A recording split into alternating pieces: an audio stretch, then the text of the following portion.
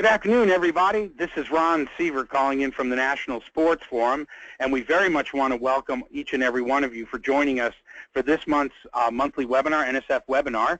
Our topic this month is a great one. It's called Utilizing Data Analytics to Engage Your Organization's Target Audience, which is, fun with numbers, you guys.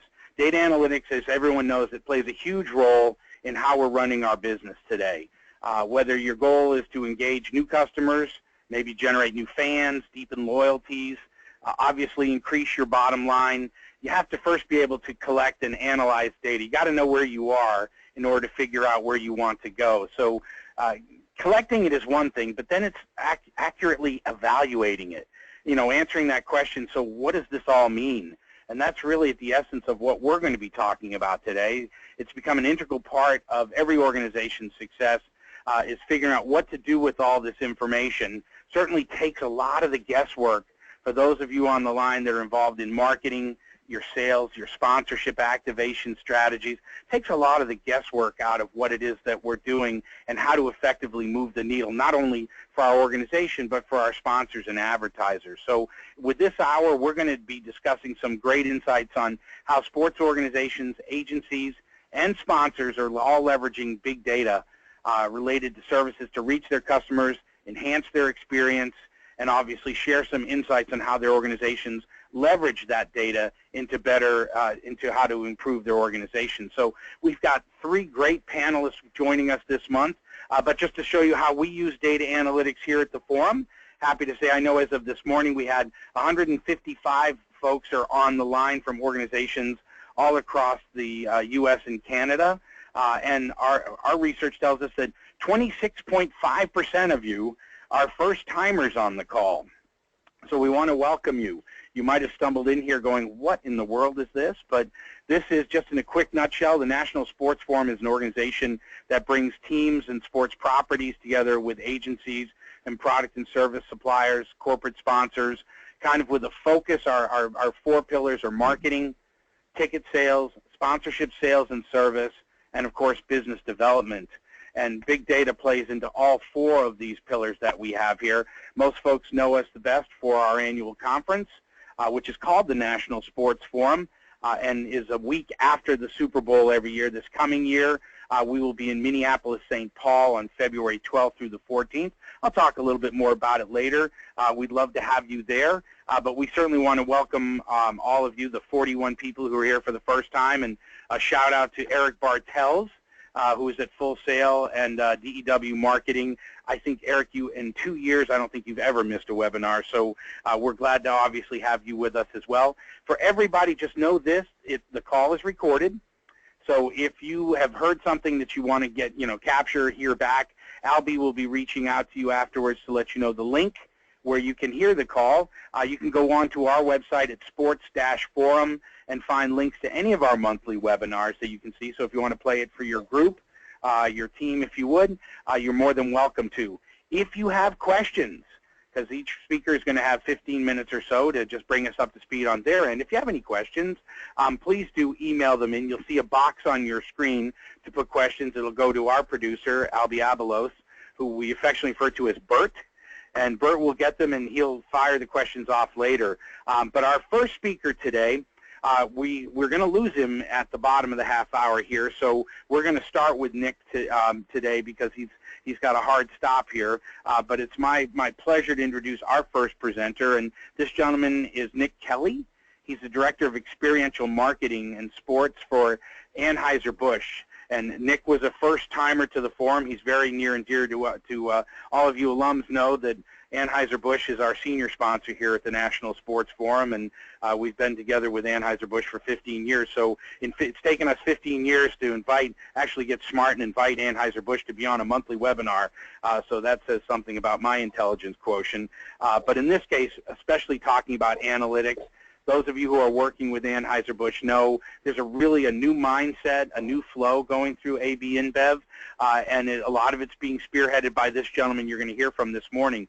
Nick's been with Anheuser-Busch for just over 18 months now, last knew him, he came out of the NASCAR world, but he's responsible for sports properties at Anheuser-Busch, which equates to, get this, more than $250 million in sponsorships per year, inclusive of leagues, teams, and facility deals within the NFL, MLB, NHL, NBA, NASCAR, PGA, UFC, and multiple soccer platforms. So all across the board, of course, Anheuser-Busch has got a huge footprint in sports.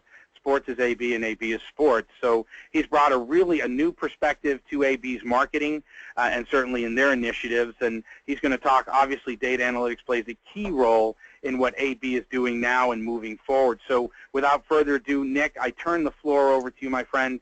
Thank you very much for joining us. Thanks, Ron. Really appreciate it. Thanks to everybody for joining us today, and appreciate the time. And any questions are more than welcome. I will work with Albie to make sure we get them every single one of them answered. I think the first thing we want to kind of briefly cover, and I'll definitely be cognizant of time, and we could talk about this for hours, but we'll really kind of cover top line with you guys. What we're working on and where we're going. I think the biggest thing to understand is, Ron made it pretty clear that we're probably one of the biggest in terms of when it comes to sponsorships and activation. North of $250 million every year. With between all the major sports platforms, and probably spending close to another $250 million every year in terms of media rights for to help support those sports properties. So I think that we're definitely well positioned to succeed just by having the right partners and having the media to support those assets. But I think what the biggest gap we've had in the past was, how do we bring our brand to life at a stronger, more valuable way at retail? And honestly, retail was great, but the last horizon really for us was activating in stadium. And what we've seen is that the data that we could pull at how many beers I sell at a Walmart or how many beers I sell at a bar and restaurant, I could pull real time. I could pull and make decisions real time. But where the black box to us really was, understanding what can I impact in stadium, how can I better sweat and leverage my assets within my team and league deals in stadium to help drive greater fan loyalty and fan affinity, as well as sell more beer. So can you roll the next slide, please? So one more. So I think the biggest thing here is that in the shift from where we're at is, we used to be just a traditional sports marketing group, and our sports marketing group was responsible for everything from making sure we negotiated the correct contracts and partnered with the right teams with a national strategy to activating that. But unfortunately, they were kind of spread thin because we have more than 80 teams, and you're looking at 80 colleges, that we couldn't really do an effective job on the experiential side. So we kind of restructured to where we have some great people who are helping lead contract negotiations. We have a separate group that activates on the ground, and my group is 100% focused on the strategies we put in place to activate in stadium, at retail, on social and digital, and through media. And this is a huge shift in the dynamic on how we focus to get the best ROI on this. Next slide. So there's four big things here for us that we're really looking for. Is that we talk about rent to own. We've done a pretty good job of this when it comes to emerging platforms as well as music. On the music front, we have festivals that we own, like a Budweiser Made in America. We do it globally and in the U.S. On the sponsorship side, we're really looking for a partnership. And while that sounds like just a change of terms, at the end of the day, we don't want to be seen as that guaranteed amount of dollars that you're going to get to your chief revenue officer every year. We want to see is we're also bringing value to you guys. We're bringing value in terms of the assets and the media dollars that we're putting behind to co-brand our partnership with you, also to help bring you to retail and reach our millions of fans on social media. I think the biggest thing that we're going to focus on here is it used to be ubiquitous in the fact that I've been a partner with you for 20 or 30 years, so we're just going to keep it rolling, and we'll just put a minor increase on the investment at the team level. We grew to have 88 plus teams because we would just continue to pick up properties, and we would never really look at, does this ladder up to the greater good? Does it ladder up to, does it help me achieve my business objectives? And more importantly, do I have the data to support that this is the right decision? And what we're seeing is that, where we're getting the greatest value right now is not looking at a baseball team or an NFL team as a, 4 to 6 month campaign. What we're looking at it is as a platform to elevate other campaigns, regardless of brand, on that platform. So I should be able to take my summer Budweiser campaign and have the ability to activate it with the Cavaliers and the NBA at the same time as the St. Louis Cardinals, at the same time as the Olympics. If the platform is strong enough, it should be able to support a campaign regardless of what the sport is, or regardless of what the creative is. Next slide, please.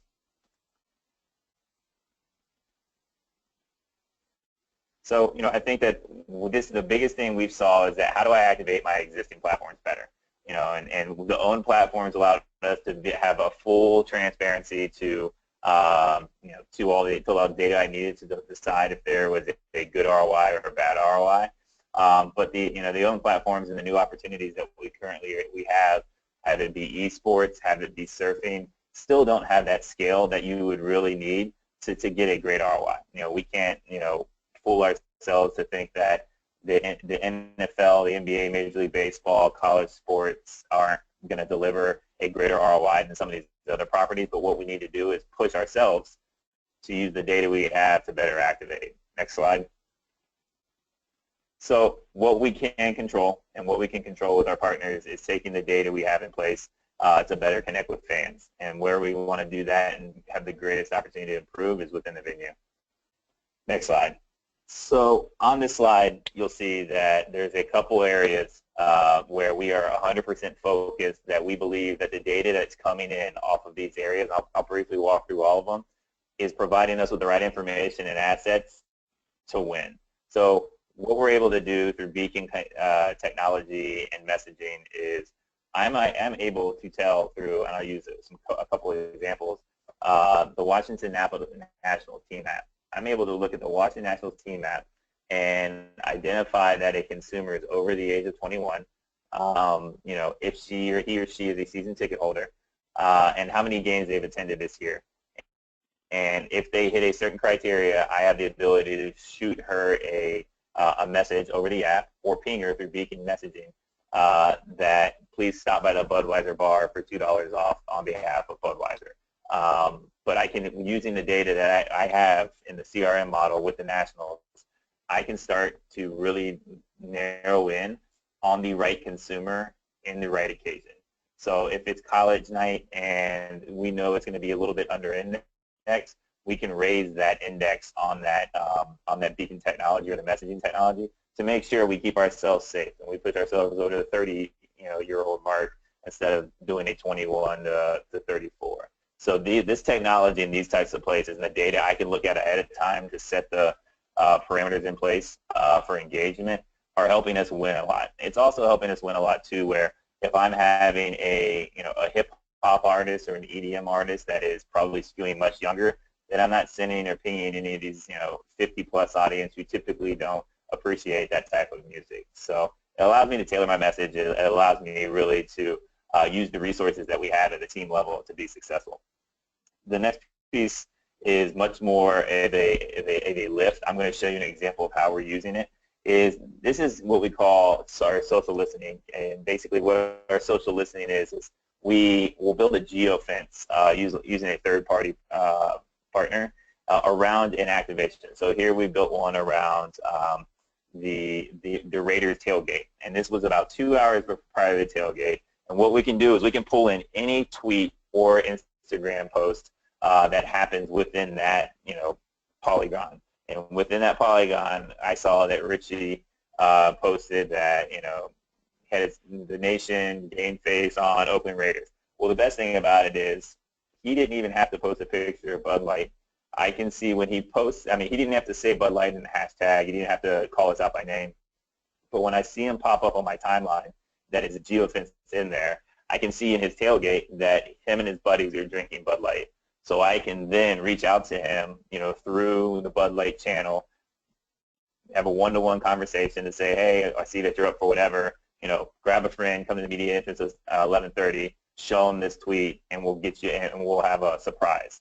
What we then do is we have the ability to engage Richie and his friends, bring him on the field before the game. He then shares out to all of his, community that, thanks to Bud Light, I was able to get on the field.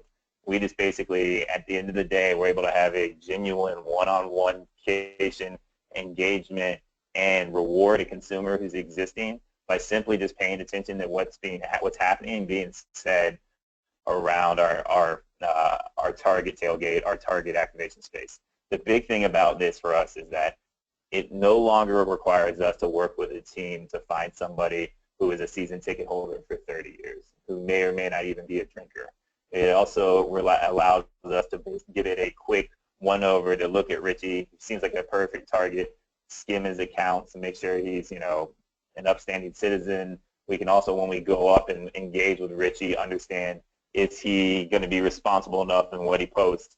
But we here have extremely hyper-targeted the right person to provide this experience to, and it wasn't just as random as walking up to somebody being like, are you up for whatever? You look like you're drinking Bud Light. Let me give you this prize. We knew exactly what it was, and it was a true surprise. Next slide. The big thing here is that what we're seeing is that our average benchmarks for an activation are pretty low. There's two reasons why. The biggest reason being the algorithm that lives within Twitter is that if, as a brand for Budweiser or Bud Light, most of our stuff gets knocked down. But if Richie were to post out a tweet, one, regardless if he only has 400 or 500 followers, he has the ability to reach all 400 or 500 of those followers because he's not put under the same scrutiny. Second of all, depending on what his hashtag is, he has the ability to continue to reach anybody who's following that hashtag. And what we're also seeing that helps us with the success rate is we will then retweet Richie to help boost his reach on the ability. Because at this point, we're not patting ourselves on the back. We are patting, Richie's doing it for us, and we're just showcasing, look at this great experience we brought to Richie by simply rewarding him for drinking Bud Light. So we could never, regardless of the media dollars that were put behind it or the smart and sexy campaign we would create, achieve these actuals by just coming up with new creative. What we need is we need the consumer, we need a team, we need other people validating and telling our story to help, prove that we were going in the right direction. Next slide. So, the big piece here is, you're looking at, I've hit these guys in the tailgate. We've talked about the beacon technology piece for how I'm getting you to using the data that I have from the teams in the league to reach the right person. The last step we really figured out was, once I've got the right message to these people, once I have, the right consumer, what's their experience like in the stadium? How do I make it ultimately premium? And how do I get the data back on the back end of this to make sure I can follow their journey to see if they become a loyal Bud Light consumer or Budweiser consumer? And what we're seeing really is that on the Bud Light side is we're installing express lanes in a lot of venues. And the way we're gathering the data is that you have to utilize within the team app, you basically activate the Bud Light Express lane, show it to walk up through the express lane and buy your beers. This allows me to track how many beers you've purchased as I use a Sacramento Kings fan. I know how many times that you have purchased 16 ounce versus 24 ounce. I know where you're buying it. I know what period, what quarter, what inning. So for us, it allows us to really kind of reprioritize our assets on where we're pushing them, what our tap handle distribution looks like. If we see we're selling more Stella on a lower level because they're more premium seats versus an upper level, it allows us to switch out distribution. The Bud and Burgers, same model. If you want we have promos with certain teams to where if you buy a hamburger, you can get a Bud Light for $2. All you have to do is, show the Budweiser Bud and Burgers coupon within the app. Again, every time it's redeemed, I know who's redeeming it. I know why they're drinking a Budweiser. I know any, and I know everything. So jumping ahead to the next slide, the last thing here is really for us is when owning the in-venue is no longer leaving up our signage in there to be just generic Bud Light. What we really want to do is have call to actions that allow us to really push through the final step. We've now engaged you in the parking lot. We've hit you with beacon messaging telling you where to go. You've utilized your app to provide us more data about you. And the last one really is, we're going to remind you, please go grab that last Bud Light. And we can tell you where we have tested this, that we've been doing it for 7th innings in some baseball parks, is that we actually see a huge redemption rate when we actually have a call to action than when we don't. So frequently people forget that there's a beer cutoff in the 7th inning, or there's a beer cutoff going into the 4th quarter. So while we're not trying to push overconsumption, it is a friendly reminder from your official beer partner that this is your last chance. So, kind of in closing, what we're looking at next slide is we're pulling data from everywhere that you can consume beer, and where we would typically use, signage or social media or digital media or apps. The in-app stuff for us is a huge data collector. It allows me to not only talk about who the right person is and talk to the right person, I can learn very clearly from that person, what their consumption habits are, what the consumption preferences are, and most importantly, when they choose to engage with my brand. And in closing, I think that the last one for us is we are shifting and we're working with our partners to utilize the data they have as well to help improve this experience. The best example we have right now is our friends in LA at the Dodgers, where we are choosing to sponsor non-marquee nights.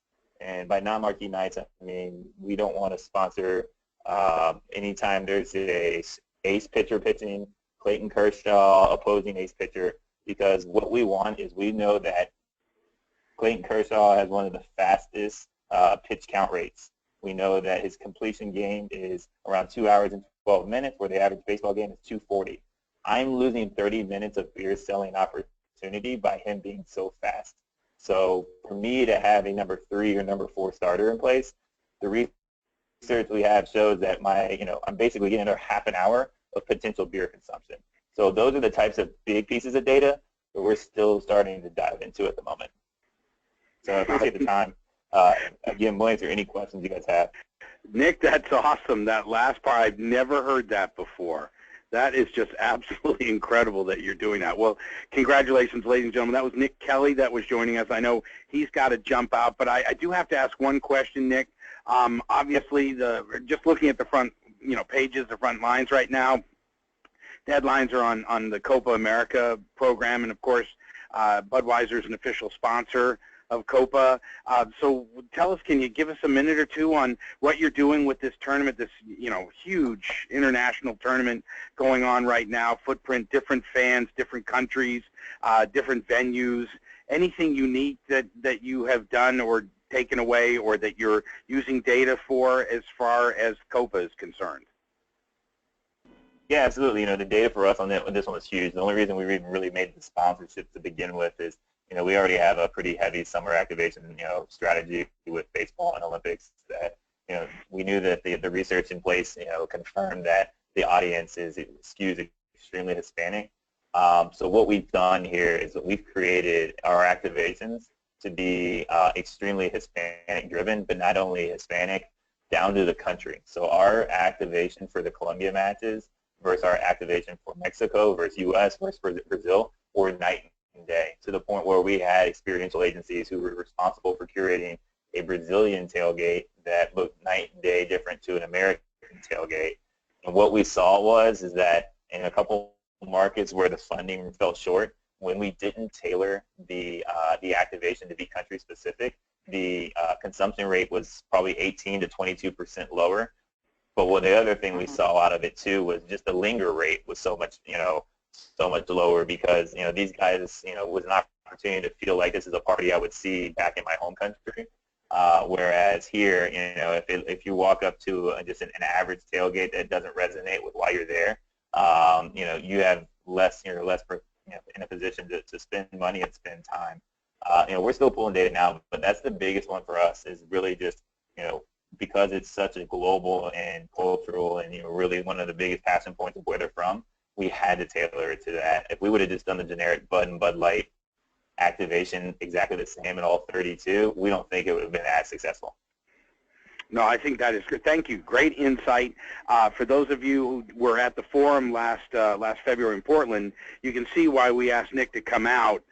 Very buttoned down. They know what they want, what they're looking for.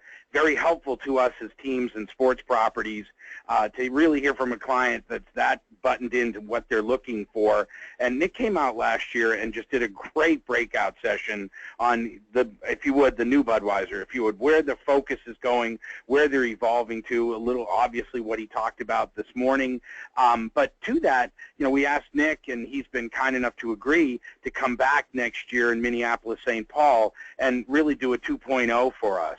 Now it's been in place. They've been doing this now for a year, 2 years, and bring out some of these best case scenarios. And so Nick, Lisa, and I were talking about this yesterday and just said it would be great to bring them back and just some of the effective stories, because we learn from listening to other teams and other properties and what they're doing and how well it worked. And so it's very, very helpful. So thank you, Nick. I know you've got to jump.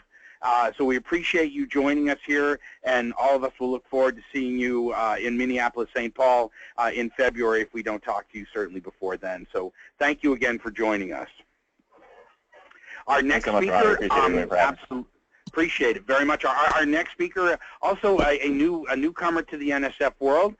This last forum was his first forum in Portland, and that's Gary Warwick. Gary is the Senior Vice President of Advertising, Sports, and Branded Entertainment for ComScore. So a great place to go from obviously talking to about data analytics, obviously from a single client's point of view. But Gary really works with a number of different clients, and he's going to talk a little bit about this. Just a quick background on his history. Obviously 25 plus years in the sports world, a lot of it, most of it, focused on the research side of things, the component, the analysis side of things with Harris Interactive, Simmons Marketing Research, Experience Research, and now, and since 2014, as the Senior Vice President at ComScore. So we've asked, Gary, if you would come in and talk to us about what they're doing with data analytics and their research partners and how they're helping their clients to get ahead. So with that, Gary, please, the floor is yours. Well, thanks, Ron. Thanks, Albie. Appreciate it. Hello, everybody. It's great to follow Nick from a perspective of the sponsor, actually talking very deeply about what they do. And our world is actually gathering and handling that data and actually making sense of that data. And so what I wanted to do is walk you through a little bit of a case study on what we're doing in this space. Hopefully, it'll be a little relevant to the audience. But in order to do that, let me just get level set for you on who ComScore is. A lot of people may not know who we are and what we do. Albie, want to go forward one. So ComScore is interesting, and the legacy of ComScore is 15 years of everything digital. The currency on a global basis of understanding what people are doing on the internet, regardless of device.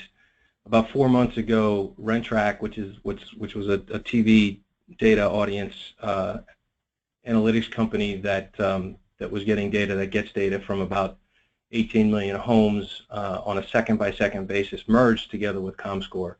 And so collectively, you have this massive scale, massive data set from a consumer behavior and media audience perspective that allows us to do a lot with data from an analytics perspective. Go ahead, Albie, go forward if you will. So there's some of the scale that we talked about.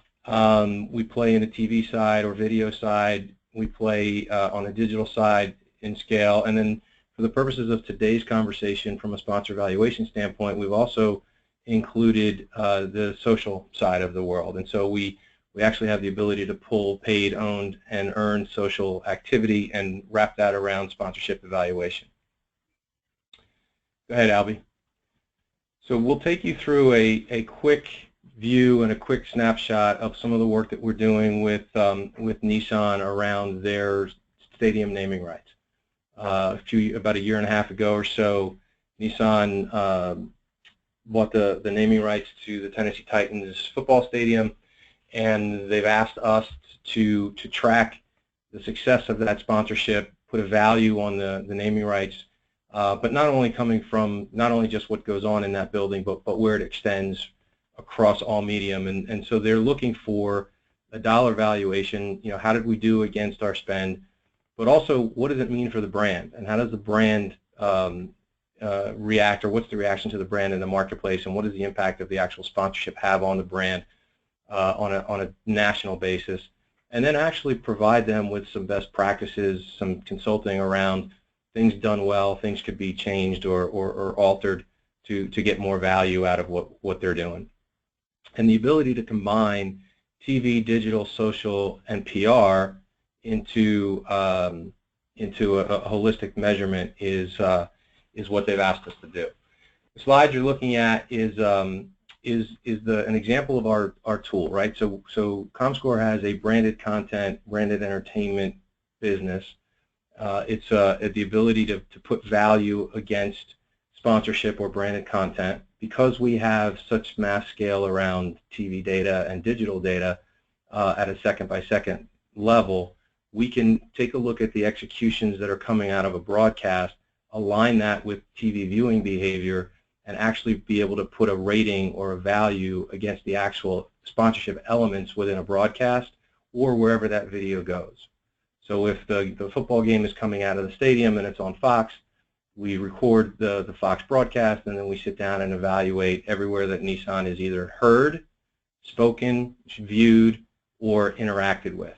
And then digitally, same thing. So if there's components of that video that is served up from a digital perspective through our ComScore side of the business and our digital side of the business, we have the ability to capture that and put an audience against that as well. And it's a classification system. So there's a lot of folks out there trying to figure this out. It's not about how long was a logo on screen and compare that to a 30-second spot.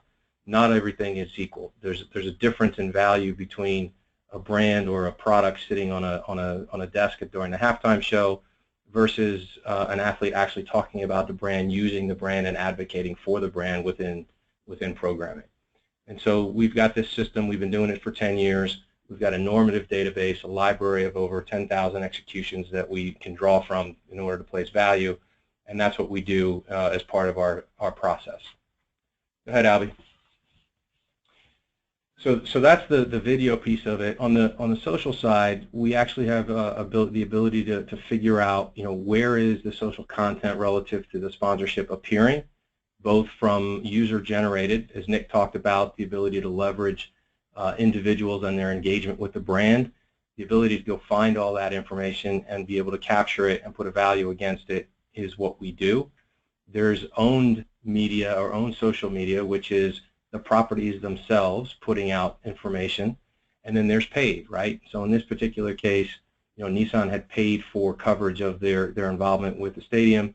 The Tennessee Titans put information into the social stratosphere relative to the engagement with Nissan in and around the stadium, and then obviously you've got folks that are interacting with the brand coming out of that stadium. If you go to the next slide, I think we got a couple of examples for you of what that actually looks like. You can see here, it's not just about football, it's about anything coming out of that particular stadium.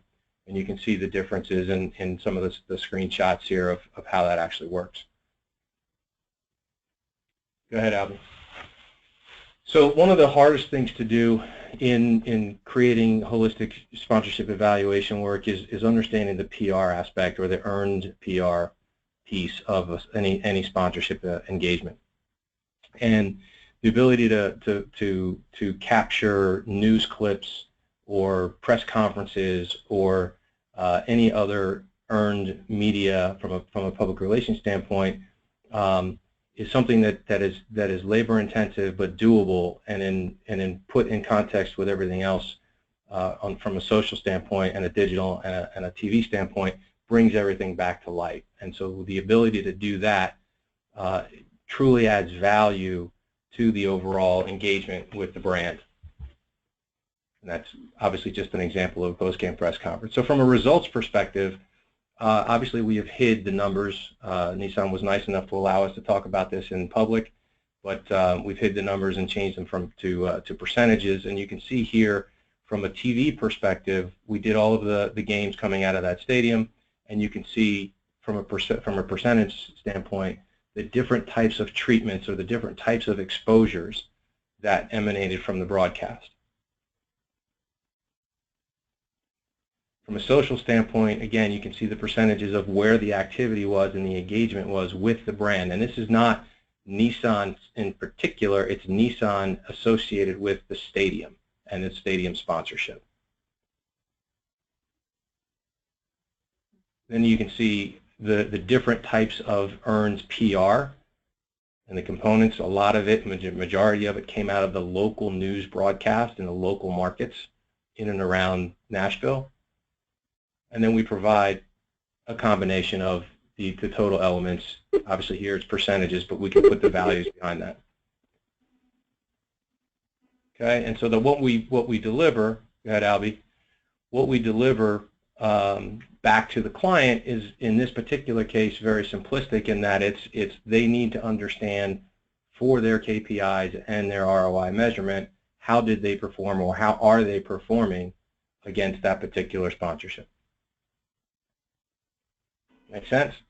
The last piece of the conversation is the ability for us to put measurement around brand recall, brand lift, and purchased interest, right? So to do deep dive, very expensive, campaign-specific recall studies or brand lift studies or brand equity studies on every one of your sponsorship executions is cost prohibitive. We've built the model, we're leveraging our database and third-party research and ancillary research to build a model for every sponsorship engagement to predict brand recall, brand lift, and purchase intent. And what you see on this particular slide is the ability to look at the brand by category or compared to the category and compared to the actual programming around sports, right? So that's what you see here. The next slide shows you the differences between putting a measurement around an actual 30-second commercial versus a measurement around an actual branded integration within a broadcast, right? So it's not, you know, you can understand how the ratings were for the actual show or for the game. We can actually show you the rating for an individual commercial, which no one else can do because we've got the second-by-second level data. And as a result of that data, leveraging that big data, we can then create the rating of the actual integration or the sponsorship element within the broadcast. Make sense? So there you have it. Every one of our engagements is a custom engagement, right? We work directly with the client to understand exactly what their goals and objectives are, what the sponsorship elements are, what the properties are. We track, we monitor, and we record across all disciplines. Obviously, we leverage the data we have at scale to be able to produce those values, and then we sit down and provide best practices and evaluation work against each of these sponsorships. Gary, that was great. Thank you so much. I mean, very, very informative. And the example that you gave us there, if I could ask a question, I mean, the example you gave us there, obviously focusing, you know, on the Titans and the program there, from the corporate sponsors' point of view. So for Nissan, I was just curious to ask the question. I know that, you know, from the other side, you have just launched a new initiative called ComScore Sports. So can you tell us a little bit about the focus on ComScore Sports and providing the insights, additional insights for the sponsors, for the leagues and the teams through this new program? Sure, thanks, Ron. The interesting part about what we've done is that the business has been around, as I mentioned, the ComScore digital side of the business has been around for 15 years. The RenTrack TV business at scale has been around for about 7 years. And about 1.5 years ago, we've taken all of those assets that have been aimed at the networks and the advertising agencies and the brands themselves and have actually pointed all those assets into the sports marketplace. And so for about the past year or so, we've been focused around taking all of those assets and turning these types of solutions and providing them into the sports space. And so, you know, our client base runs from the leagues and the teams to the sports marketing agencies to the networks. And obviously from the brand's perspective, who are engaged in all of those sports and entertainment activities. I just think it's awesome as I'm sitting here looking at this and going through the slides of what you had. And again, a reminder to folks that you can come back and revisit this Albie will be sending a link out to folks to be able to take a look at. But just how informative it is to be able, I just love the pie charts that you had there that just show the sponsor, where their engagement came from, and it's definitely a new wave. If I'm new to the whole world of analytics, and what are three things? This may be an unfair question, but I'm going to ask it anyways. What the hell? But it's like, if I'm new to analytics, what are three things that I really need to know if I'm going to really delve and get much value out of data analytics? I would say the first thing you really have to understand is, what is the objective? What are you trying to do? Right? So if you're trying to sell product, you got to create and look at data relative to, what is the impact against sales. If you're looking to try and figure out who should I be targeting, well, then that's the objective, and you got to figure out the data you want to be able to do that. The other thing you got to do is your homework. You got to look at understanding and ask the hard questions of whoever you're talking to from a supplier perspective. There are a lot of folks out there who are trying to do things, and there's good ways of doing things, and there's not such good ways of doing things, and you have to really ask the hard questions and buy into the methodology of the partner you choose to work with. And the third thing I would say is, allocate the budget. Easy for the guy who's looking for someone to work with us and pay us money, but at the end of the day, if you're getting into this thing and you really want to understand, you heard Nick talk about all of the work they're doing. They're spending a significant amount of money against their objectives in the data and analytics. And you can't try to do it with no budget, and you can't try to do it with with a limited budget. Or if you have a limited budget, then you got to understand what you can get out of that limited budget. But those are the things that I would say at the outset. Being ambushed by that question, by the way. Right. Yeah. I'm sorry about that, but I mean, it does raise a question, though. I mean, with a lot of 5 years ago, you wouldn't find anybody with a team or sports property that was, the vice president of data analytics. I mean, it just didn't exist, and now you're seeing more of that. I mean, again, in your experience that you've had, organizations, departments, staffing somebody in this end, what should they be looking for? They should be looking for someone who actually understands data and understands how to take data and analyze it against objectives. It's not something you can convert someone who had a different position. The other piece I would say is you got to have someone who understands social. The social piece of this is growing every day and is changing every day. And the data that's available in the marketplace today from a digital perspective and a social perspective is extremely valuable. And the ability to understand how that works in conjunction with everything else you're doing, I think, is really important. Great insights. And Gary, thank you so much. As you guys can see on the screen right now, to get in touch with ComScore, there's this contact information right there. That was Gary Warwick, who is a newcomer to our world, and we hope we have not seen the last of him. Very, very intelligent, as you can see, and helpful in what we're trying to do. Before we tee up our cleanup hitter here, just a quick shameless plug, especially for our new folks that are on the call. If you like what you're hearing, we hope that you'll tell other people about it, other peers that you work with. We've seen our family grow organically very nicely here through all of our consistent repeat listeners telling other folks about it. So I want to not only encourage you to do that, but also if you don't know about it, we have a bi-weekly publication that's also, there's no charge for it, but you do have to sign up for it, and it's called Selling It. And you can go to our website at sports-forum.com. Under publications, you can pull down. You can see the latest issue of Selling It. Every other Wednesday, if you subscribe, we'll send it to your inbox. But if you like what you're hearing here and you want more information, more insights, you're more than welcome to sign up for Selling It. Every 2 weeks, Albie and his team go out and find a story that's going on out there. We've been doing this for about 13, 14 years now, so we've got quite an archive of stories that we've seen that were great ideas. I mean, good ideas don't care where they come from, right? So now you've got great ideas to be able to pull in information from and utilize it, much like we hope that you'll utilize the services of ComScore and Navigate, who we're about to hear from Jeff. So again, for those of you, it's Selling It at sports-forum.com. If you want more information about the forum itself, it's also there as well. We're more than happy to get you some information about it, as well as our meetups series that we're going to be doing this fall. We'll pick 5 cities. We've announced them. In November, we're going to be doing a one-night event where we come into town and we have a chance to get a Budweiser, sit down and visit with not only our big alumni base that we have there, but also new people. And so this coming year, we're pleased to say we'll be going to San Francisco for our 3rd year. We have quite a group that gets together there, about 150 people every year. We'll go back to Chicago so we can see Jeff here coming up. That'll be our 2nd year there. Head to Charlotte. We'll be going to Philadelphia for the first time this year, and New York City. So we'll have more information for you about that as we come along.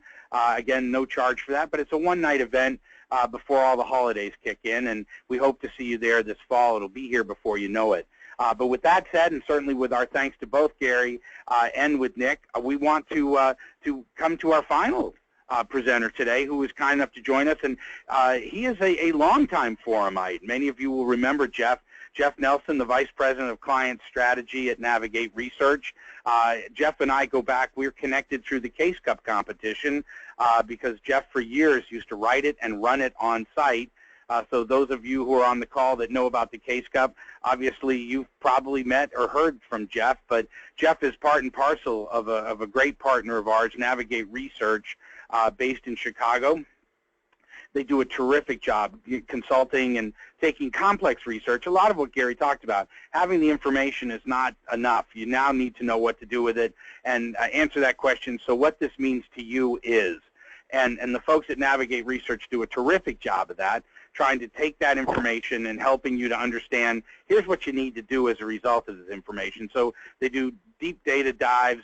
Oftentimes we'll tap AJ Maestas or Jeff to come out and do a particular session. It might be on Hispanic market and the growth of the Hispanic market, but we'll throw curveballs at them and ask them to come out and give us the idea of what actually trends are developing out there. So when it comes to data analytics, we wanted to basically call Jeff off the bench here.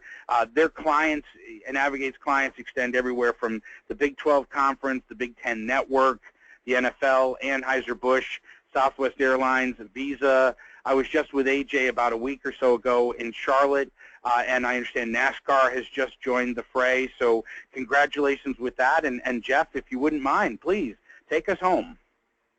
Yeah, thank you, Ron. Really appreciate it. So within our first 2 speakers, right, we obviously social media came up, and you pretty much can't have a conversation in this industry anymore without social media being part of it. And I think we've obviously gotten to the point in the last few years where everyone recognizes the importance of social media and how impactful it can be. And yet, I think when we are working either on the property or brand side, more often than not, we still see that within a sponsorship contract or within an agreement, the space can still kind of be the Wild West, where nobody quite knows how much to charge for it or how much to pay for it oftentimes. And it can be really vague within those contracts. It can say, 6 Twitter posts and a monthly Facebook post and not really have any more specification or detail. And so today I just wanted to talk about kind of how data is now being used to hopefully bring a lot more sophistication to the social media space. And I do have that note you'll see on the bottom left, all the data in here. We have blinded it to the presentation, obviously, because it comes from different clients that we've worked with, and we want to obviously protect that, but I think the story is still meaningful. So before I dive in, just on the next 2 slides, to echo Ron's point, we kind of work with every side of the industry, properties, brands, agencies, and networks. And then our 3 kind of main buckets of research would be, on the next page, custom market research, and then valuation and secondary research, and finally syndicated research. And all of these are really used to tackle any side of the sports industry really that revolves around revenue or fans. And again, it can be kind of the property or the brand side, but obviously the common link through all of this work is that data is pretty key. You need the right data, you need to use it in the right way, and that will lead to really actionable insights that can help make decisions and help really lead your organization to success. And more that data is robustly available, which is great for us.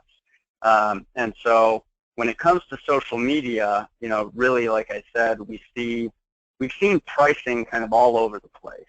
But now that we have this kind of ample data available to us, we're able to now in the sports sponsorship space at least start to kind of hone in on what that pricing should be. And so if on the next slide you look over first on the right, you'll see it's in the text, but we now have access to 2 trillion ad impressions and 200 billion ad engagements in social media alone through advertising for this 1.5 year period through Salesforce, actually. People inputting in their CRMs how much they paid for something and what all of the different engagement levels, the cost per click, analytics like that they now have access to. All of this is in there and available for us to really start to crunch the numbers and analyze. And as you can imagine, the media buying space overall dwarfs the sports sponsorship space, right? Sports sponsorships are just kind of one niche in the overall media world. So when we open it up and look at this treasure trove of media data and we break it out by different industries, like you can see here, technology or auto or CPG, we can start to look at some of these analytics. And so a variable, let's say it's click-through rate. We can look at click-through rates, and we can look at how much people have been paying for these social media spots on a CPM basis, plot them out by industries, and we start to see that a pattern is emerging, right? This space had to get a little more intelligent, and we're starting to see it at the macro level.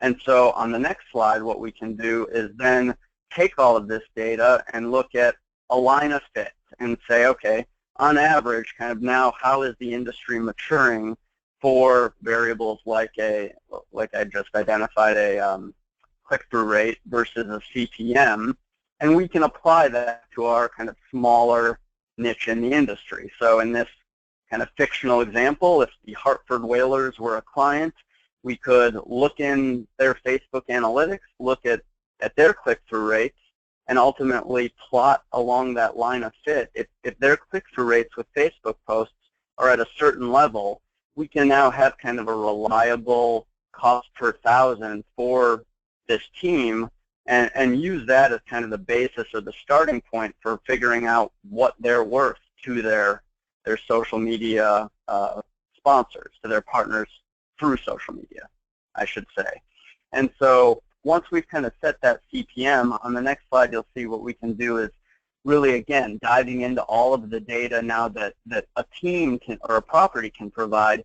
We can look at all their posts and the various types of those posts. So either when there's just a link, or when there's a photo, or when there's a video, and we can see how many impressions they generated.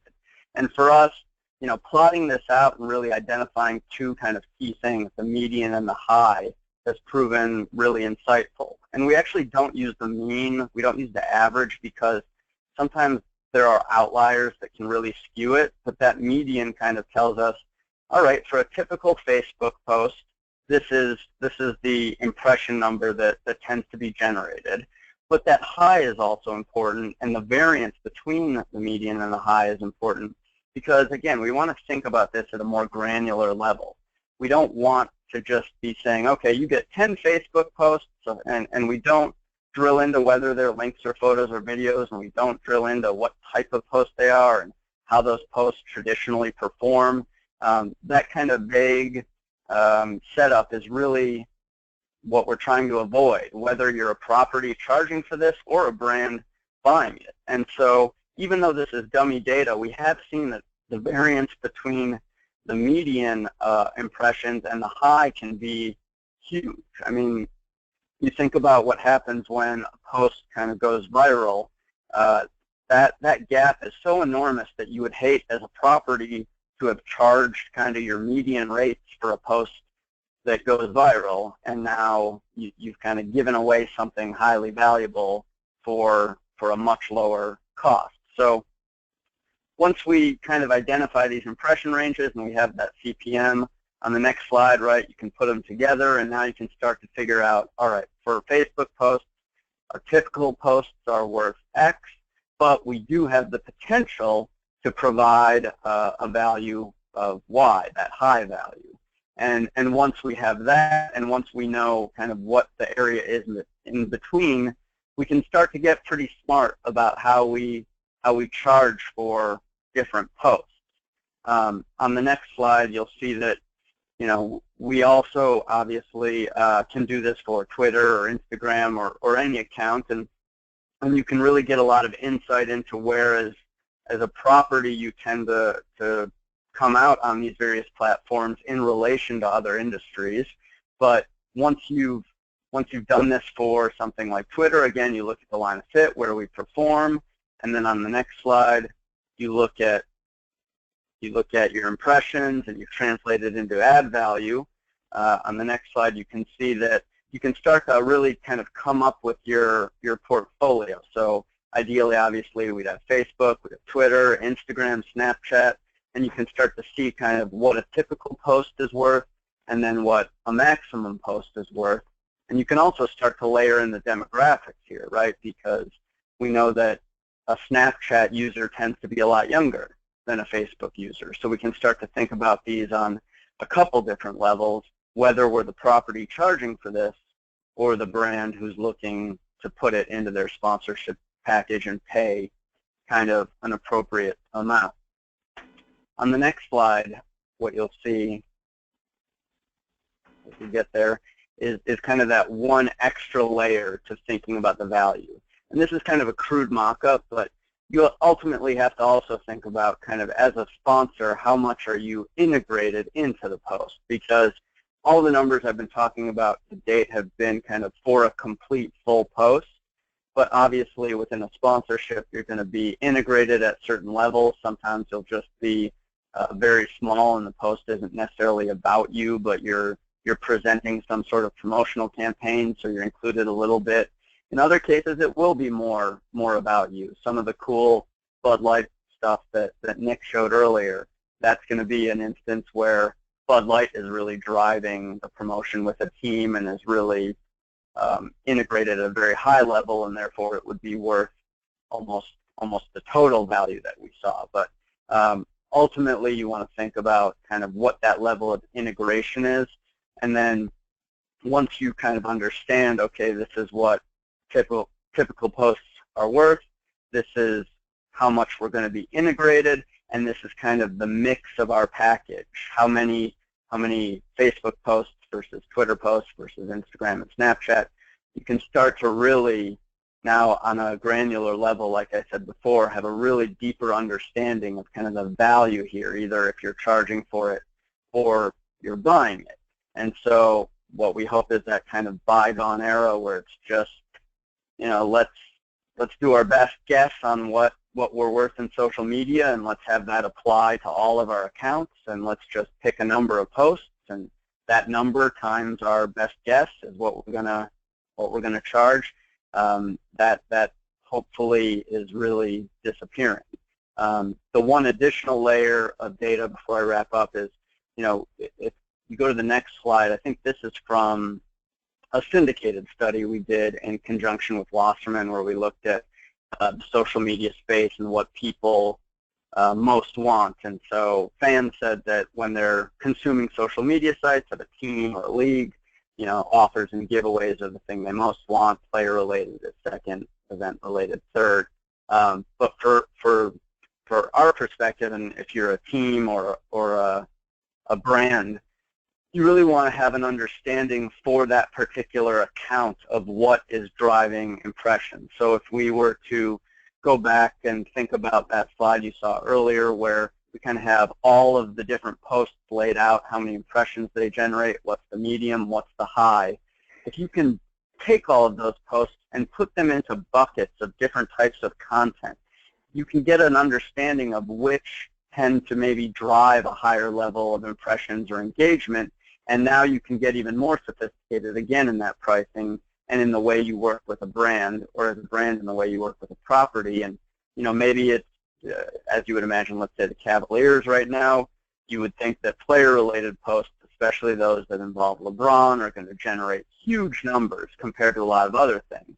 So you can plan ahead and say, all right, for our biggest sponsors, we're going to include some level of sponsor integration that obviously is appropriate, but that fits them into some of our posts throughout the year that are tied to LeBron. But that needs to come with a price, right? Those are the posts that we see reliably in the past drive these certain level of engagements, and knowing now what we're worth through these posts, we can tell brands, this is how much you're going to have to pay if you want to tie into our posts about LeBron. And for sponsors that aren't able to reach those levels, then you can look at some of the other buckets. Maybe it's offers and giveaways, and start to say, all right, this is a brand who really wants to reach a young demographic. They might not have the sponsorship fee to warrant a LeBron post, but we can do some cool stuff through Instagram with offers and giveaways, layer that into their package, and then they're going to reach the demographic they want in an engaging way, and it's going to be generating the revenue that we should warrant for these types of posts. And they're going to, if we kind of share this data, feel comfortable that they're paying the right amount of money to have a really smart, effective social media campaign that targets the fans they want to reach. So I guess kind of in summary, again, I think that social media is something that everybody knows is important, and everybody really wants to be doing something that's smart and fun and creative and, of course, impactful. But now that we have all these different data sources and again, that treasure trove of kind of macro advertising data available to us, the sophistication seems to really be taking exponential growth each year. And ultimately, I think that social media piece of a sponsorship contract is going to be really detailed and really smart, and is going to allow for partnerships to really thrive in this space with the right amount of pricing attached to it.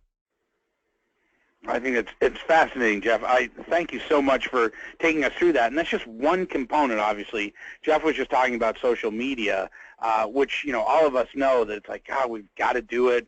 But, what does it mean, and where can we go with it? And I love how you're taking that and really evolving it. And that's just, as I said, on social and certainly digital. One question for you, I know, because this is just really evolved so much over the years. Where do you see what's next? What are you paying attention to? What's grabbing your interest out there on the research forefront, and what's happening with data in sports? Yeah, I think it's really trying to track people's consumption habits and how those are really changing, because I feel like, a buzzword in recent years is content. Anything we can do to generate content that can engage fans and consumers is really important.